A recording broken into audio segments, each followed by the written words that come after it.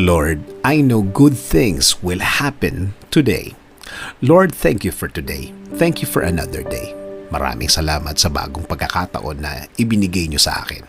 Maraming salamat, Lord, kasi alam ko maraming magandang pangyayari ang mangyayari sa araw na ito. Alam ko na puno ng pagpapala ang araw na ito. Maraming magagandang pangyayari ang ibibigay niyo sa akin dahil alam kong patuloy ang pagbibigay niyo ng magagandang bagay sa aking buhay. Mas maayos at mas tama kesa sa mga nagdaang mga araw. I am giving and submitting everything to you, Lord. Ikaw na ang bahala sa aking araw-araw.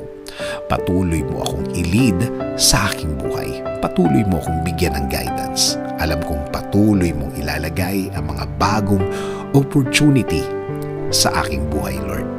Sa iyo ko palagi titingin, sa iyo palagi ako magfo-focus at hindi sa mga mahihirap na nararanasan ko at hindi sa mga sitwasyon na nasa harap ko.